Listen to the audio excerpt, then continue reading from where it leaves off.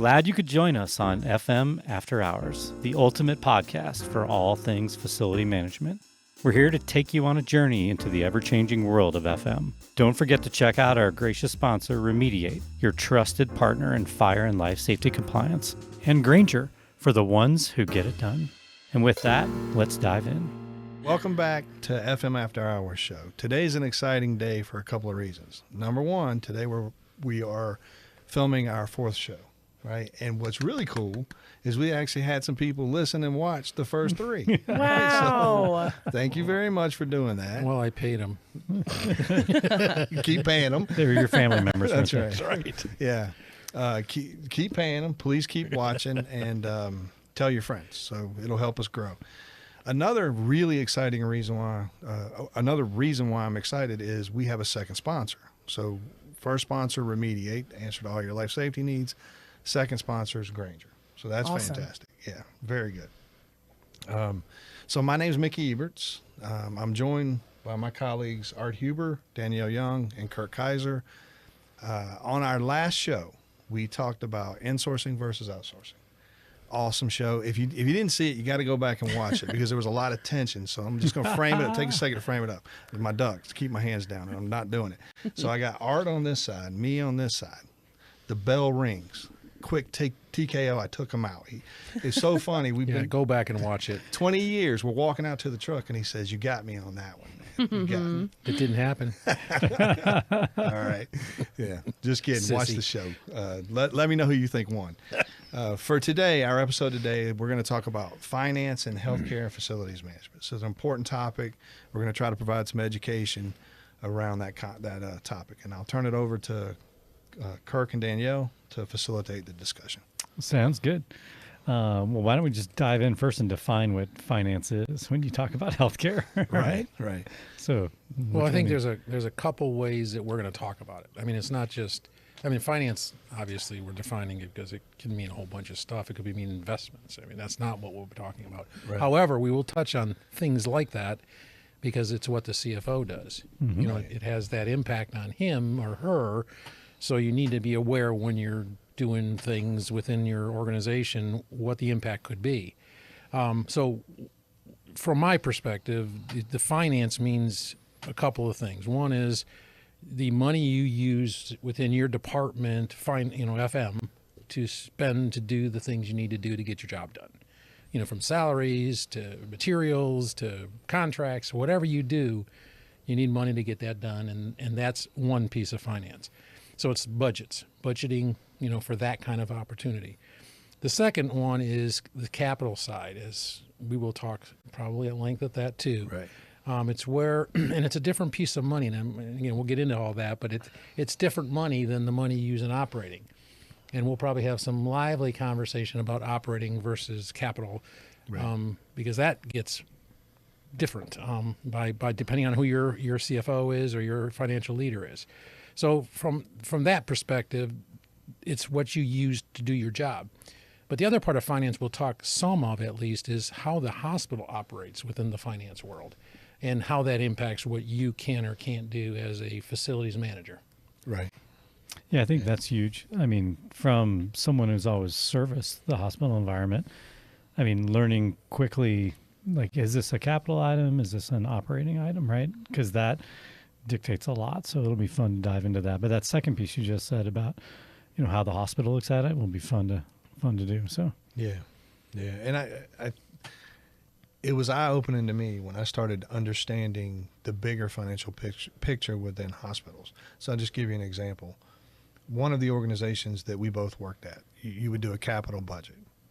And in most places I worked at, the connection between capital and operating, they were far apart, right? Mm-hmm. So capital was looked at long-term, we're investing for the future, we're buying assets, things like that.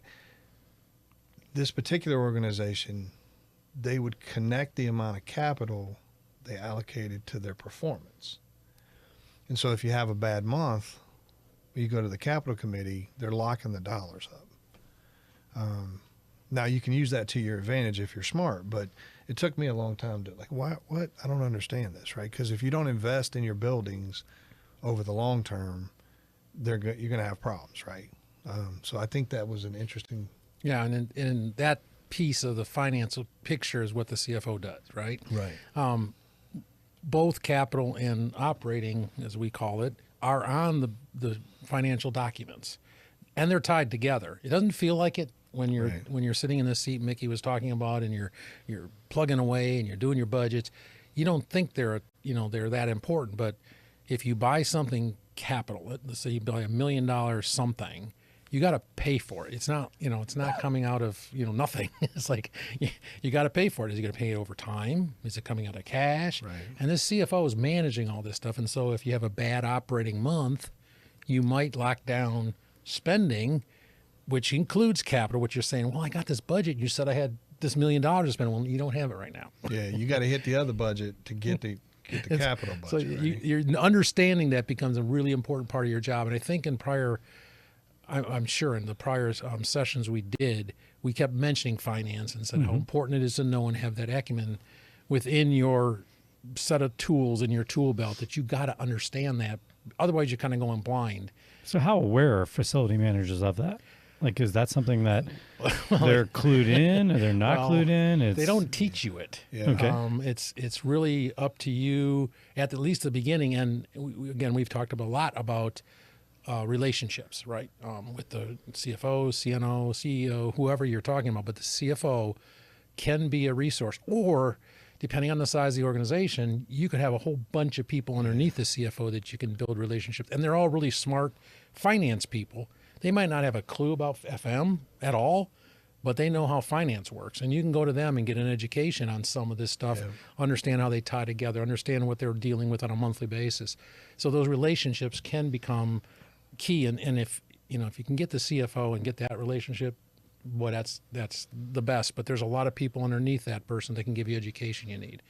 But you just don't know that stuff coming in. And we talked about my background being a finance or MBA, bachelor's degree in finance. And that's where my information came from. It wasn't because I was a FM guy and got an FM degree. I got a bachelor's degree in business. And that's where I got that information, not from working in a hospital in the FM department. That's not where it came from. Or up the chain, as I said when I first introduced myself, I was a custodian. Didn't learn it there either. I was just doing the work. So it was an important part of my education to get that finance understanding. And did I get it all in school? Absolutely not. I mean, come on. It's getting it, the understanding, the basics, so you understand what the word capital versus operating means. And then you go and talk to the person in the finance department, understand how they define it. One of the terms that you should learn really quickly is GAAP, right? GAAP stands for generally acceptable accounting principles. They better be operating that way. But you would think that's a set of rules and guidelines that's, like anything else, like Joint Commission, it's clearly defined and you know exactly what to do. There's always wiggle room. And when Mickey was talking about capital versus operating, and that those lines get blurred sometimes, and you kind of mentioned, what is it when I'm trying to do a project for some of these FMs out there? Which kind of money are they talking about? Well, it might be both, because you can define it how you want to within GAAP, but there's some definitions in there you can play with. It's like, okay, if it's going to last 2 years and it's over whatever the CFO has set as the capital threshold, then you have this opportunity to call it capital.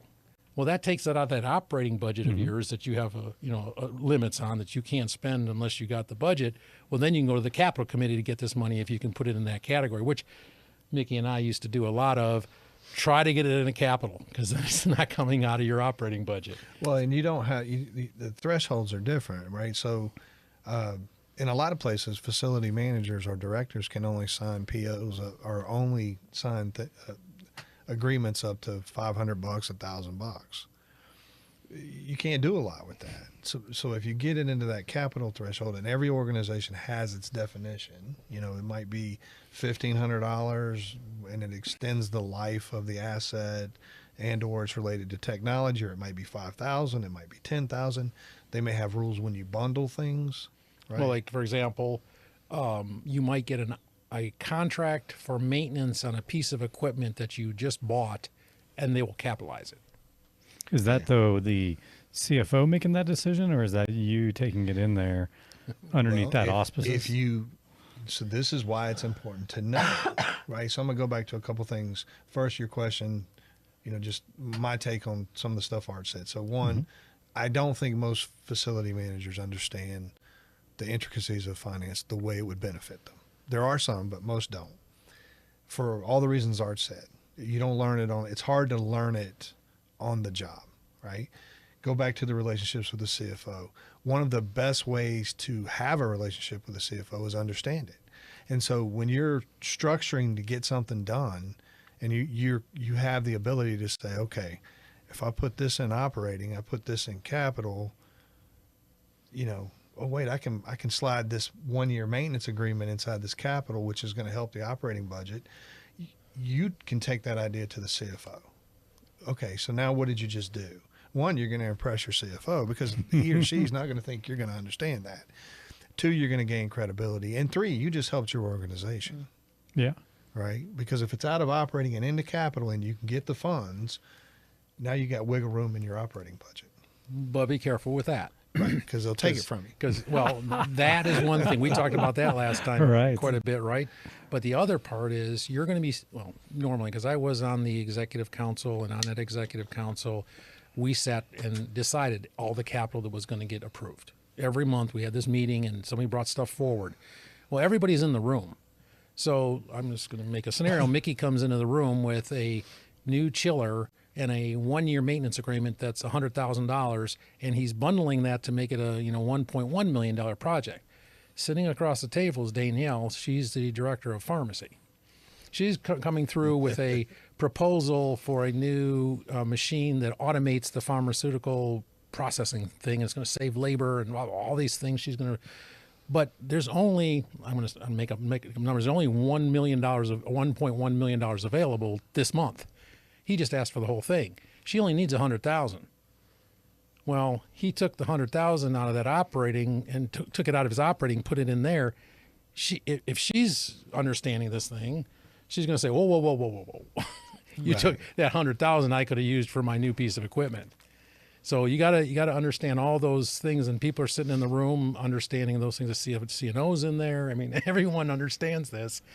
So you got to be careful what you're doing, and you're helping the organization sort of, unless you're taking somebody else's money. Yeah.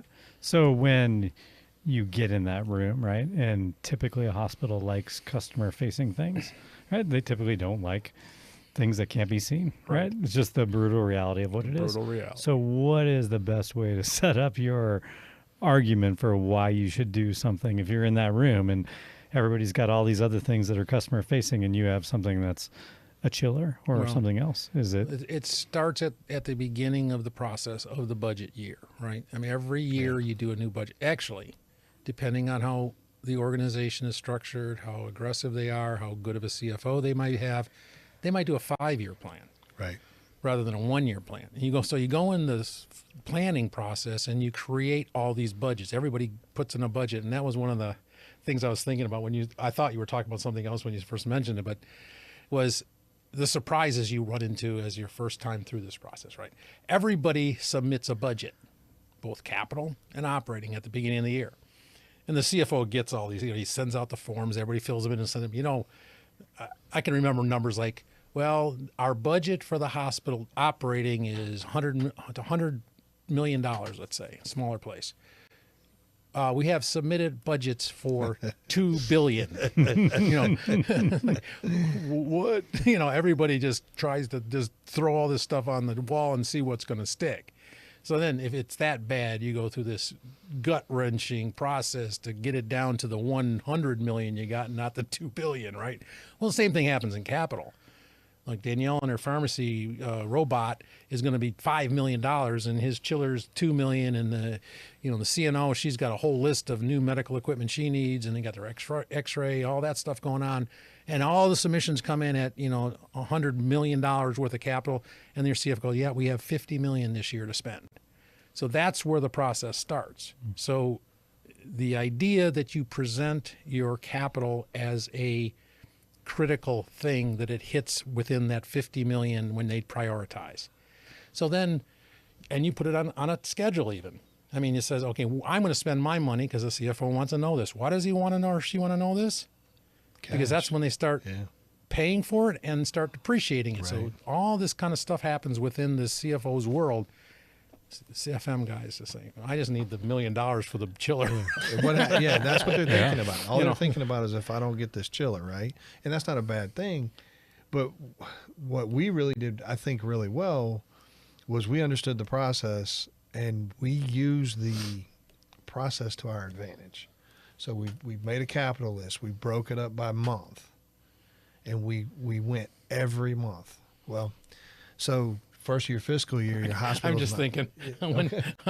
I'm sorry. I was thinking about that whole $1 billion versus $100 million that you have, the capital. And so one of the things you had to do, I couldn't help laughing, is you prioritize everything. Put a 1, 2, 3. Yeah. Everything came in as a 1. Oh, sure. Right. Yeah. So then you're sitting there with $1 billion worth of ones. Right. But so we didn't do that. We life safety stuff went up here. Mechanical stuff went maybe as a 2, unless it was surgery or things like that. And we followed the process, and we showed up at every capital meeting, and we made a presentation on everything from $1 million life safety issue to we need new forklifts, right? So what happens is the year goes on, you're making all these presentations. When people in the organization find out that we're not performing well, they stop showing up. So they're not making their presentations. So every year he would come to me 3 months before the fiscal year ended and goes, can you, if we get all this, can you actually execute on it? And so our fiscal year ended in September. And so June, I would get $4 million or $5 million of capital when the whole hospital's budget was $50 million. And you just have to go, right? You have to have a plan. Right, you have to have a plan. And one of the things, again, building relationships. It's just, I can't emphasize that enough in this process and in the whole FM world. So your colleagues are seeing you present. And when, again, I'm going to use Danielle's robot for doing, medication distributions. She needs your help. Yep. Because she's got to install that thing. She's going to have to put money in her budget for the installation and the operating and the utilities, if it's a utility hog like a MRI might be, or some other piece of equipment in surgery. But she knows she needs your help to sit there next to her when it's her turn and say, yep, we've considered all this stuff into her budget. She needs a data drop. Yeah. Right? Sure. Does she have the space? She needs a new room. Yeah. Right? I mean, all those things. Right. So you're now partners with all of them, and you need to help them, and if you build that relationship, when it comes time for your chiller, you've talked to her about, hey, if we don't have this chiller, your robot's going down. You're talking to the nurse that if we don't have this chiller, the cooling in our patient rooms isn't going to work. And you just do these things and build these relationships with them that they understand why you're asking for a chiller. It's like, no, not customer facing, like you said. Yeah. It's back there in the boiler room or the mechanical rooms. Never see it. You guys just keep it going, please. That's the look. But said, hey, this thing's 30 years old. It can't do it anymore. We're running on baling wire and chewing gum. We need to replace it finally, and you got to support me now. And that's you build that relationship. And everybody's excited about the new pharmacy machine. Everybody's excited about the MRI because it drives revenue. Yeah. So you also have to understand that as a facility manager, when you go to do your presentation, in their minds, everybody's going, shit. Here goes mine. And they know nothing about what you're talking about. So not only do you have to understand the financial component, you have to be a good salesperson, you have to be able to present, and you have to be able to do it quickly because you don't have much time, right? It's not like it's a 4-hour presentation. You're going to present potentially $10 million worth of stuff in 30 minutes, 45 minutes. So you've got to be on point. Yeah. Right. So in building like that budget and that capital, let's say the operating side and the capital side that you're going to go take in, right? Like what does that process look like? I mean, we talked about it here as the end result of what you want to get to. Right.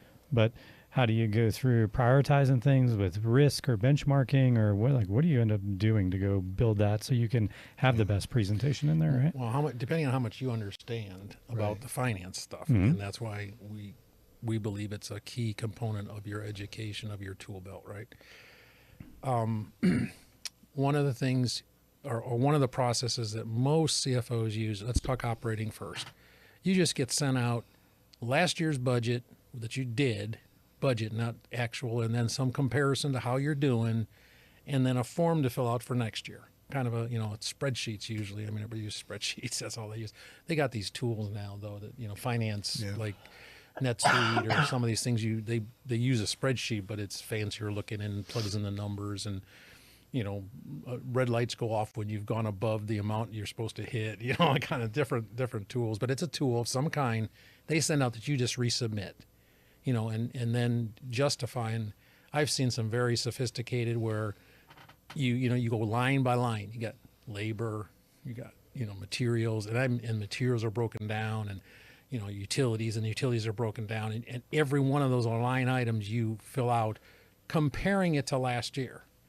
And CFO wants, again, depending on the organization, depending on the year, he or she may say, we're increasing our budget 3% this year, so nothing, and when you submit this, it can't be over 3% higher than last year. And they may do that, of course, and they may tell us, facilities, you guys get no more. Yeah. Or you got to cut. You got to cut because we need that's it how for, we're getting the 3% off everybody else. Yeah, right. I mean, so all of those tools and processes are in place somehow that I've seen the most of that actually happens. I mean, there are some really sophisticated places that do zero-based budgeting where you have to go in there and justify everything all over again to start the year, like how many staff you're going to have, how much money you're going to have for utilities, how'd you get to this number. But I would do zero-based budgeting even if they didn't ask me to. I wouldn't necessarily turn it in, but I would have it ready when I had to defend my number, Mm-hmm.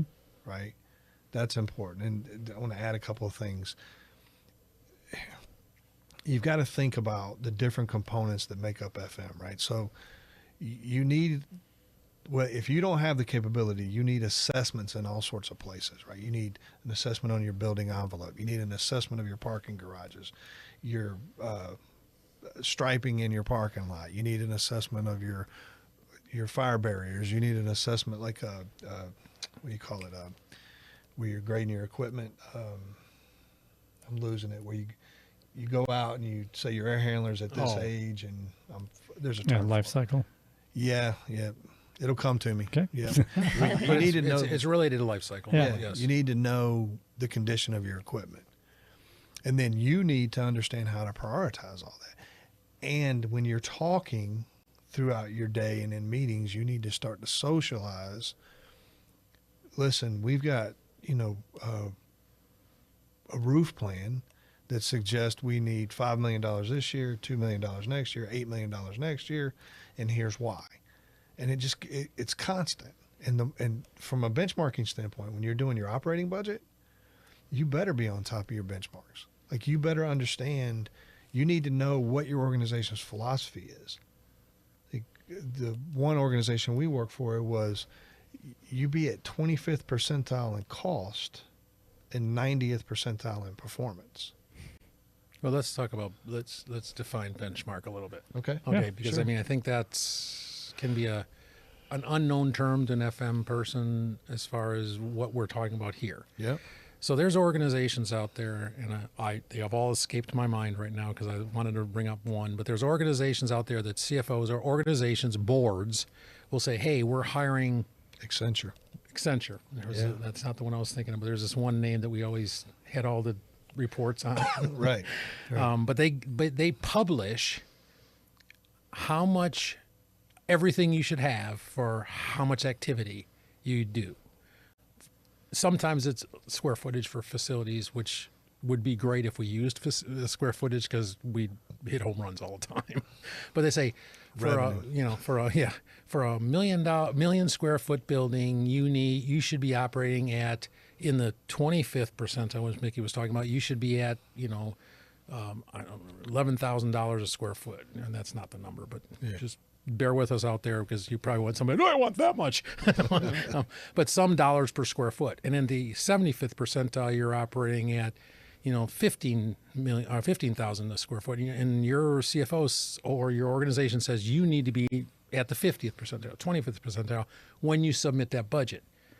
So it's like if you're not within that benchmark, and you don't know benchmarks, you're already behind the eight ball. And then there's normalization. And anybody out there that's listening to this understands what I'm saying as far as you said it a couple times before, you've seen one hospital, right? In facilities, what that means sometimes in this regard, in my facilities department, I might have a courier department, which needs cars and software and things like that. The facility department that this Accenture, who did the benchmark, didn't have that in there because that's not a normal thing for facilities to do. So you have to then normalize that back into your budget, say, right, this isn't in that 25th percentile. You got to add that in. And so there's that data when Accenture gives you the report says this is what's in this bucket. You have to go through that and match up your department to that and say, ooh, of course you don't want to tell them something's not in it. And the way you want to really understand how they calculate square footage. Oh, yeah. Right? Are roofs included or not, right? Do they include parking lots or not? Do they include your medical office buildings or not? Yeah. Right? So you really got to understand what you're responsible for. Yep. You got to, and by the way, one year they may use one set of benchmarking. The next year they may use another, and they're completely because they didn't like the way it worked last year because somebody got too much money or whatever. Yeah. So one of the things you said was using assessments, right? Yep. To go out there as a key, something to go get things done that you want to go get done. Yeah, some evidence, Yep. a plan. So when you go to, one thing that doesn't work is, hey, like when you go do an assessment and they bring it back and there's just a dollar volume, right? Because who wants to just spend money without a good reason why, right? So if you go out and have someone do an assessment, what are those things that you want to see in the facility side if you're an independent contractor that's going to help you sell the project, right? So what is that? Go ahead. Okay, so one thing, let's talk about equipment for a second. So one thing you want to know is you want the partner to bring back data and a source if we're talking about air handlers, a type of air handler. Why are you telling me that this needs to be replaced? How much more useful life does it have? Are there other options? Can I replace the motor? Can I replace the belts? Can I reshiv it? Right? So it's specific to your equipment. A lot of companies, when they do assessments, it's generic. It comes out of some computer program that it doesn't match up. The pumps they're talking about aren't your pumps.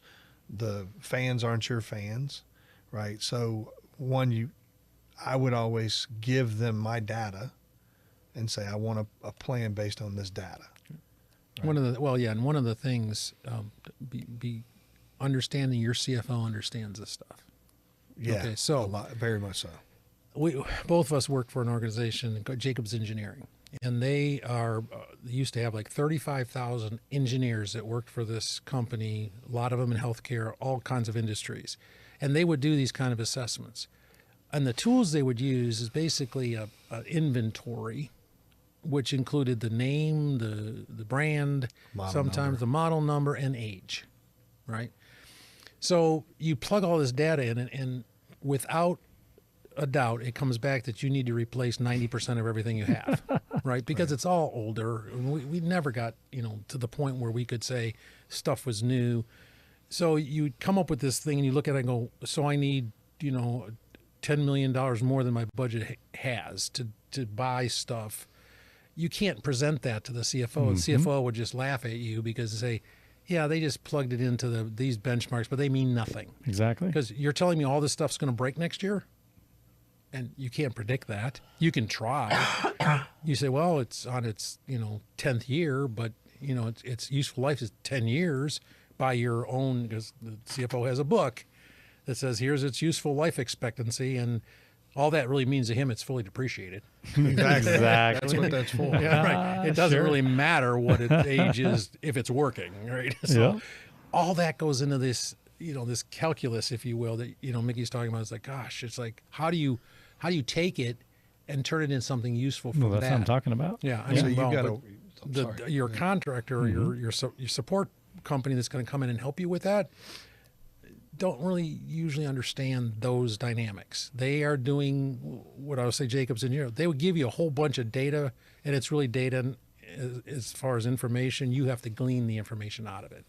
After getting all this into this nice spreadsheet with all these numbers, and then you have to take the time to go through item by item to understand what it's really going on with it. And you most likely you've got a work order system. Okay, so if they're telling you that something needs to be replaced and why, right? It could be age, damage. You want to go back to your work order system, and you should have evidence of the thing continually failing in your efforts to keep it going. And then you want to go to what's the impact to the hospital if we don't do this. So if it's an air handler unit that's in the HR office, that serves the HR office, they go home. Yeah. Work from home. But if it's a patient care area, okay, now so you got more leverage, right? And a lot of times what happens in hospitals, and this is really sad, is it gets replaced when it fails and it causes a mess. Yeah. Right. One story that I remember was a Saturday morning, an air handler in surgery failed. There was a major operation was to be performed Monday morning at 5 a.m. The family was brought to, I think this was in Wichita, from another area, what do you call it, a rural area. And I remember well, it's probably you that called me, but you were telling me, man, if we can't get this fixed, we're going to have to send this family back, right? And so, we're making phone calls, and we find the motor, and it's in Dallas, and we're trying to figure out how to, again, this is Saturday morning. I got to get this thing here. I got to organize a shutdown. I got to get it done. And so you want to know that history, and you want to use that. You remember what happened when the surgery thing, and we've narrowly escaped that, and this is similar to that. We don't want that to happen. Yeah. Right. Yeah. We had previously done a project for the University of Miami where we went in and looked at every floor, and it was for a fire barrier deal, and it was, hey, we want to know the use and the occupancy and to develop a risk, and then overlay that with the deficiency and the findings to be able to go in and prioritize asking for those dollars. Right.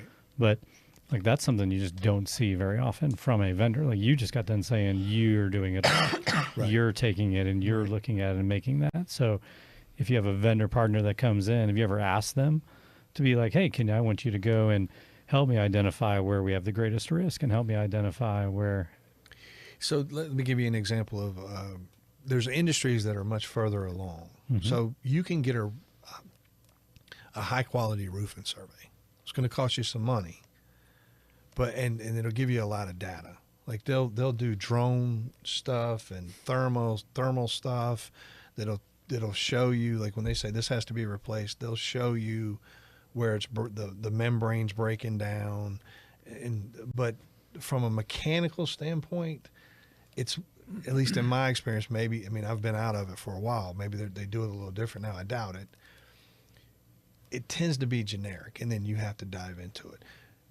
Now, again, Remediate, our company, I think we do a fantastic job, and there's a reason why we do it, right? We're trying to help them, justify the project. We go in and we do very detailed assessments, take pictures, code references, what happens if you don't do it. We'll even create presentations. Yeah, that's exactly what I was going to say. I mean, depending on the company that you're working with for your assessment, ask them to get as, what's the word I'm trying to think? Detailed. Thank you so much.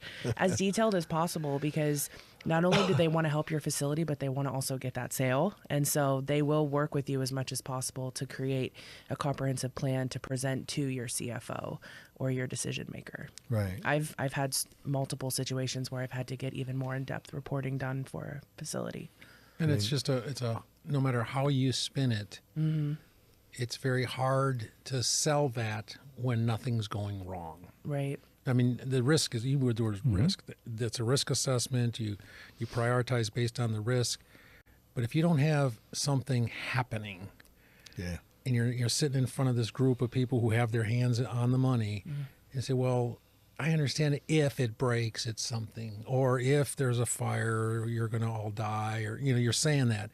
The last thing you want to be as FM is the Chicken Little, right? The sky is falling. Yeah. Because that's then your reputation you're going to have for everything you bring. And they're going to say, oh, it's just Art again. And he's telling us. Crying wolf. Crying wolf. And look, what happened last year? We didn't lose any revenue because of things shut down. What is he talking about? But you just have to balance all. It's really hard. It's really hard. There's a perfect example for this. There was a hospital system we worked at. They had a hospital that had 12,480 volt transformers inside the energy center. You don't want that, right? So yeah, well, the standard is most, and again, you can probably have hopefully 5,000 people calling and tell us that they're different after they've reviewed this and saw it online. But your standard is to have 480 at the max inside the building.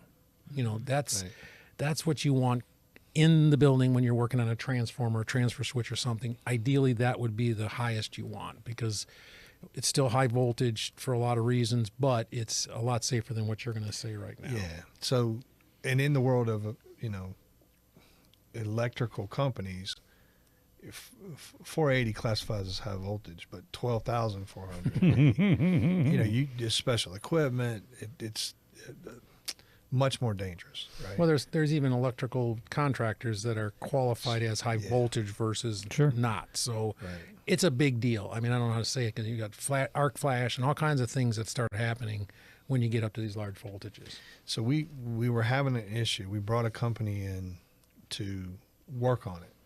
We had to vet the company because it's not easy to find, right? We brought him in. The electrician's working on him. He makes a mistake, essentially gets electrocuted, blows him back 20 feet. He's dead. Code blue. Show up, save him, right? In the hospital. He ended up being fine. I mean, it was scary, but he's fine. Well, I don't know if he is today, but he was then. All hell breaks loose. We're on generator power, right? Guess what? Now we have the money to replace the switchgear. They're like, here you go. And it became a priority. And within the next, 4 months, we had it all switched out. But that was an expensive project. I mean, this was not, we had presented it as an unsafe environment that we considered risky, high risk, but risky, but nothing had ever gone wrong with that.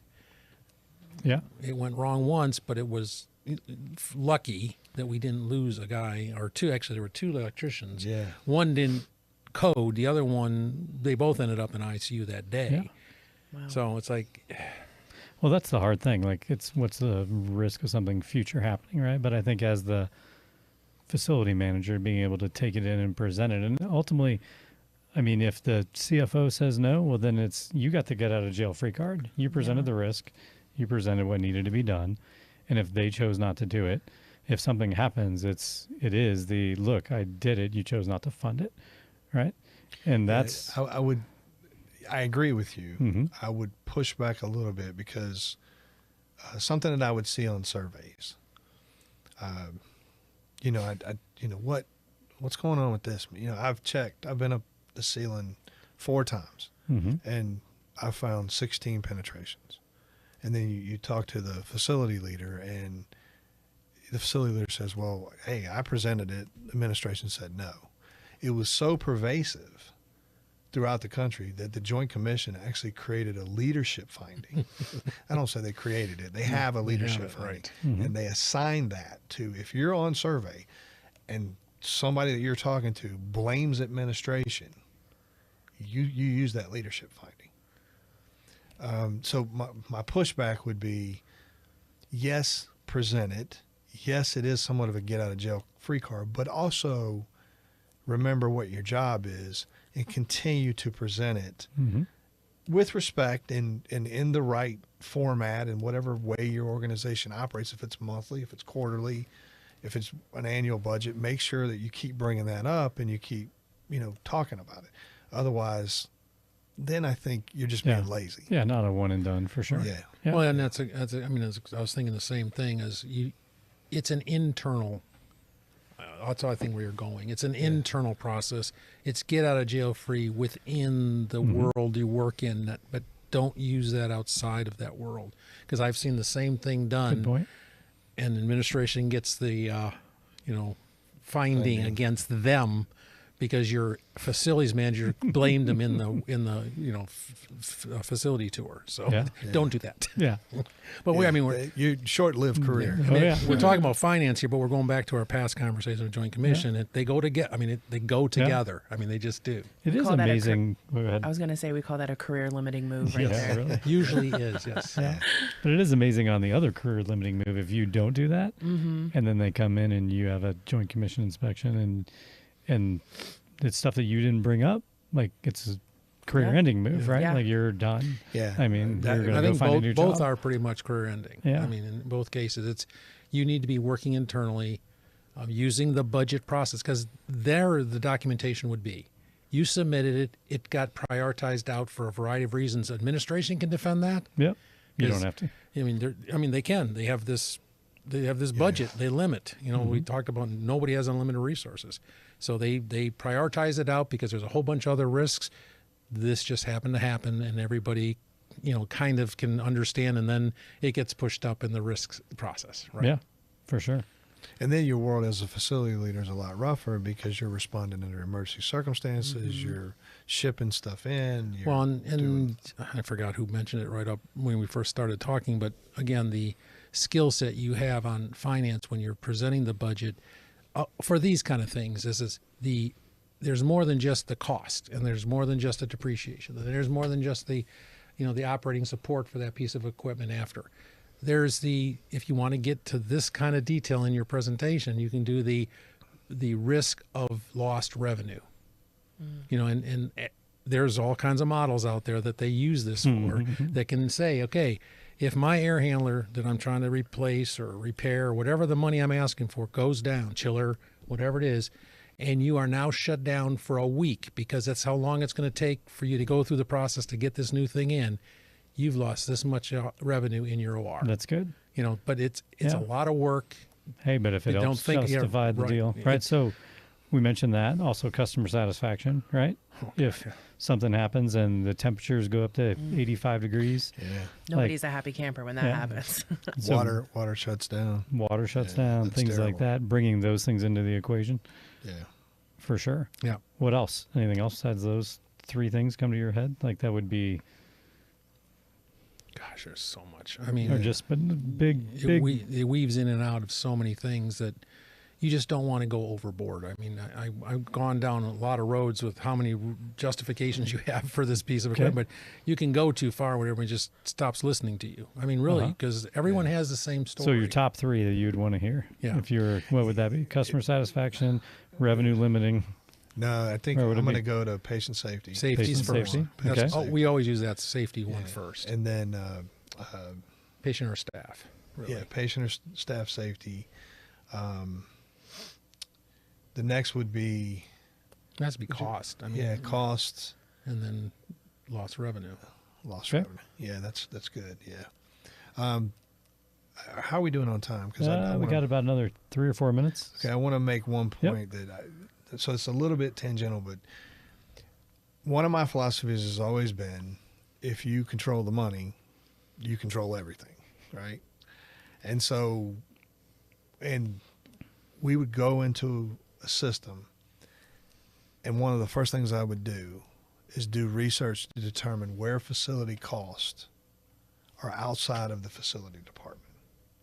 And then I would begin to socialize it with the CFO and explain that, look, I'm going to manage that cost much better than the clinical leader. In fact, that cost is probably in their budget as a pad. They're probably spending the money on something else, right? And you'd be amazed. And your finance guy or gal has all this detail. Yep. Because when you submit it to spend, you got to put the right code on it, unless they're just cheating, which it happens too, that they're putting the code for patient care instead of repair. And then, but usually your CFO is on top of that, their staff's on top of that, and they do their detail reports. Says, you've actually spent in your department, $10,000 in maintenance. What was that for? Because you got a maintenance department. Right. And then the wheels start turning. And so you can pick up anywhere from 3 to 5% extra dollars in your budget. Now you can say, well, I just got more work. Yeah, okay. But if you employ the right strategies, you're probably going to do it for a lot less than they're doing it. And then you can use the leftover money to fix other problems. Sure. Yeah. So, Hey, one other term you mentioned, Art, was depreciation, right? yes. So how is that viewed within, we'll just say, the CFO environment? Like, is that something that a facility manager even needs to worry about, or is that something that is of consequence, or what? Well, when I say worry about, absolutely know about it. Okay. Because this is back to the knowledge, the respect, that you can get from your CFO, understanding that because you bought something new in capital, it does have an expense impact the future years. And then you have, then if you really want to impress him or her with depreciation years, how many years, those kind of things, because then it spans it. And is it an accelerated depreciation versus flatline? All those kind of things. You have those kind of discussions. It brings you into the fold with that CFO that they will then work with you more closely and have you understand. Do you need to do the work? I'm buying $1 million machine. Do I need to do the planning for this depreciation? You probably don't need to do that because they're going to do it. They're going to plug it into their model, or whatever they want it to be, because they have different methodologies within GAAP, but with different methodologies. But yes, I would definitely know all about it. Make sure you understand that it's not free because you got it through capital. Right. I mean, the capital expenditure's done. Yeah. It's all. No, you now added depreciation to future years' expenses.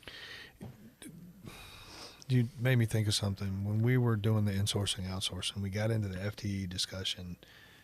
You'll do a better job of explaining this than I will. Talk about the pressure that we probably should have done it earlier, but see if understand why CFOs are so focused on CFOs are focused on FTEs.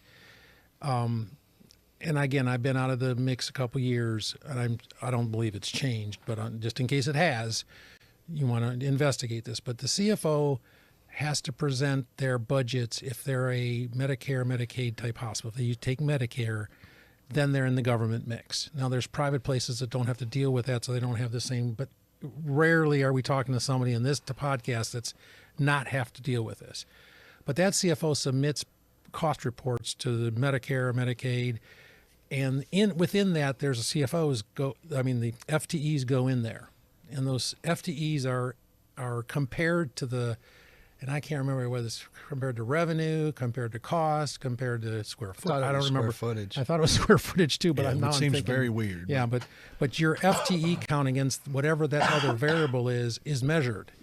And if you're outside of that, you lose some of your reimbursement, and reimbursement's a whole world of its own. This CFO, they don't want to spend time with me because they are so overwhelmed with reimbursement and getting all the dollars they can possibly get from Medicare, from their, not just Medicare, but all the insurance companies have the same, I'm going to call it game. I'm not trying to offend anybody, but game to keep you from getting as much money as you can. I mean, everybody plays the same game, right? I mean, the more you keep to yourself, the better off you are. Mm-hmm. So the CFO is spending most of their time on revenue, trying to get revenue. And if you're jeopardizing that because you got carrying extra FTEs, that CFO is going to try to get rid of those FTEs. And it's a big part of their job. And you don't see, well, why do you care if I have extra FTEs when I'm saving you money? Yeah. Because that FTE count has bearing on what they do. Yeah. Which goes back to the discussion we had last time. The one point I'll add to that, it's so severe that timeline might be off, but about 15 to 20 years ago, hospitals, CFOs started hiring chief revenue officers and setting up all sorts of systems to make sure they got the it's like in a business, you got to collect, right? Yeah. So this is what they were doing. Right. Yep. And it's grown beyond that. You've probably heard the word talked on news or some coding. Yeah. You know, you unless you're in the business and you sit there and watch this stuff happen. I'm so sorry. I have to step out. I'm like, Get you some water. The coding of what happens with this patient becomes critical on what they can get money for. And if people are making mistakes and coding it wrong, it messes everything up. So that, again, not talking to us Sure. about chillers and boilers and stuff, because they're worried about, did the finance department or the nurse and the doctor and everybody code it right so I can get the money, get paid for what I actually did. It all goes together, and they're spending their time doing that stuff. Yeah, I don't want to get political, but you remember during the pandemic, somebody would have a car accident, right? They died Coded from the it car somewhere accident, else. but they had COVID. Yeah. Coded COVID, higher rate of reimbursement. Yeah. Not saying I know particularly of anybody doing that, but Stuff like that. yeah. I mean, it's mentioned in the news. Just, put it that way. Yeah. There's talk. Right. There was talk that people were coding things. I came in dead from a car accident, but I had COVID after they did the test, so then I got coded as a COVID death. Yeah. Well, they got more money. They didn't care about coding it one way or the other, but there was more reimbursement. Yeah. I don't know if that really happened. I wasn't even in the business anymore as far No, as it's in certainly in the hospitals. news, though, Yeah. for sure. So one last question. So is there much of a difference in the finance world when you go from a profit to a nonprofit environment? I mean, is nonprofit just a nice way of, obviously they still want to make their facilities as big as they can and So pay executives and everything else, right? So my experience is it is vastly different. really? Okay. Vastly different. And, I don't want to offend because I'm sure there are exceptions. The biggest difference to me, nonprofit, well, let me start with profit. They run the business. Absolutely run the business. They're in the business to make money in healthcare, Mm-hmm. right? So if they've got staffing ratios for nurses to patient, they're hitting those ratios. The executives tend to get paid a lower salary. They tend to have more on the upside. On the for-profit side or the not-for-profit side, the most frustrating thing that I saw is that nursing is the biggest part of it. Why can't you run the nursing department like a business? And I just didn't see that, right? I don't know. No, I think there's a lot of I think across the organizations, departments, all across a profit versus nonprofit. On the profit side, they're all run like businesses. And again, I'm going to offend a whole bunch of people here, but You're on good the at that. on the profit side, you're not getting there is not a lot of care about future mechanical systems or whatever. Right. It's make the buck now. Right. Right. On the nonprofit side, because just a rough way to say this, and again, I am not an expert and I can't define it, but the nonprofit side, the profits you make, the bottom line, anything that goes above the line when you're done at the end of the day has to go back into the organization. Mm-hmm. On the profit side, that above the line stuff goes to the company and however they Shareholders. distribute that earnings, right? That's the big difference. And many times profit will not do Medicare. So they don't have joint commission. They don't have a lot of these other governing things. It's silly because there's a lot of Medicare. I mean, I'm Medicare now. There's a lot of Medicare people out there, and they're giving up that right to have those people being treated in their places if they want to have Medicare. So, but majority of organizations take Medicare, so they're still going to have joint commission, but they just are very focused on the bottom line because that's where they're driven by. And like Mickey was saying, business, I would say nonprofit hospital business is way behind how businesses are run or have been run, and that's the biggest difference you see. The numbers don't lie. And I don't even know where HCA is this year, but I guarantee you they're making money. Ascension's losing hundreds of millions of dollars. Boy, for those that understand net, what's the term? Not necessarily EBITDA, but Net income? net income or Earnings? profit margin or whatever. 1 year, I'm going to go back 1 year. I can remember the competitor in town in a for-profit organization having like a 12 or 13% margin. Margin was the word I was looking for. Okay. 12 to 15% margin. If I was in nonprofit, if my nonprofit made 3, we were doing great. Interesting. Yeah. And that permeates throughout the entire organization. So, a quick story. A friend of mine was in a non-for-profit organization. They hired an HCA executive. The HCA executive came in, and the individual's mind was just blown. Absolutely blown. Because in a for-profit world, when you're told to do something, you do it or there's consequences. In a not-for-profit world, and this, I mean, obviously there are exceptions, but it's, well, let's talk about that. Right? Yeah. So, Interesting. Yeah. Yeah.